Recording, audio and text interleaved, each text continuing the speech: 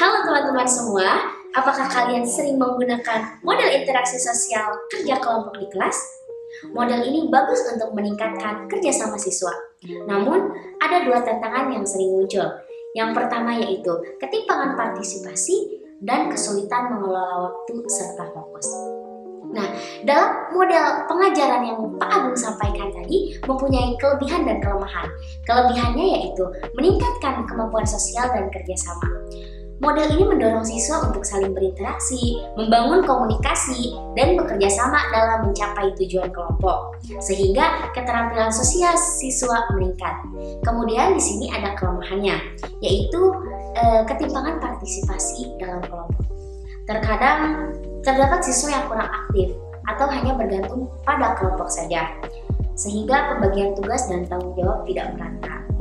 Tetapi jangan khawatir, kita bisa mengatasinya dengan inquiry learning sambil tetap mencapai tujuan pembelajaran, yaitu agar siswa memahami dan mempraktikkan nilai-nilai agama seperti kerjasama, toleransi, dan saling menghargai. Samping daripada itu, inquiry learning pun memiliki tahapan penting yang dimana inquiry learning ketika diterapkan di dalam kelas bisa lebih menjadi terstruktur dan juga bisa lebih efektif. Nah, kalau teman-teman penasaran, mari kita lihat tahapan-tahapan dari inquiry learning tersebut. Jadi teman-teman, tahapan yang pertama dari inquiry learning ialah tahap orientasi dan merumuskan masalah. Nah, untuk contoh dari tahapan inquiry learning, tahapan pertama dari inquiry learning ialah ketika di awal kelas guru memperkenalkan topik pembelajaran seperti pentingnya tolong-menolong.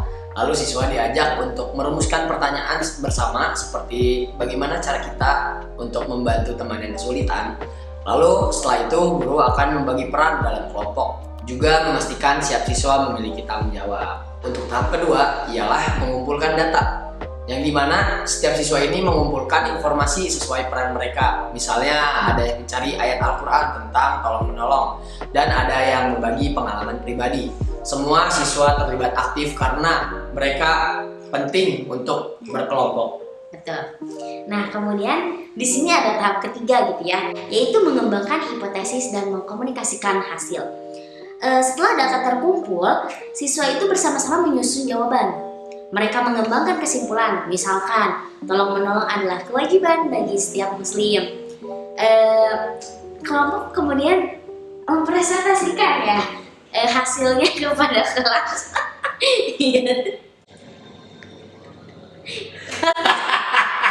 Kemudian di sini ada tahap 4, tahap terakhir yaitu refleksi. Refleksi ini, siswa akhirnya dapat merefleksikan pembelajaran, yang dimana mereka dapat mengambil nilai-nilai dari pembelajaran yang sudah disampaikan atau yang sudah dibahas ketika saat di kelas. Mereka sudah bekerja sama dengan baik dan bagaimana mereka bisa menerapkan nilai-nilai tersebut ke dalam nilai-nilai keagamaan dalam kehidupan sehari-hari. Seperti itu. Ya, nah untuk tahapan dari inquiry learning. Ya, jadi dengan inquiry learning ini siswa tuh tidak hanya belajar aktif gitu ya. Jadi tetapi juga menginternalisasikan nilai-nilai keagamaan secara mendalam. Ya, kemudian kita juga bisa menerapkan kegiatan tersebut dalam akhirnya siswa merefleksikan pembelajaran, mereka menilai apakah mereka sudah bekerja sama dengan baik dan bagaimana mereka bisa menerapkan nilai-nilai keagamaan dan kehidupan mereka sehari-hari. Nah teman-teman, jadi mungkin itu adalah 4 tahapan dari inquiry learning. Jadi dengan inquiry learning tersebut siswa tidak hanya belajar lebih aktif, akan tetapi siswa juga menginternalisasi nilai-nilai keagamaan secara mendalam.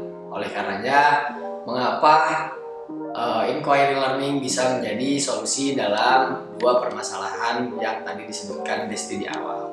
Ya, mungkin itu sekian dari kelompok kami, kurang lebihnya kami mohon maaf.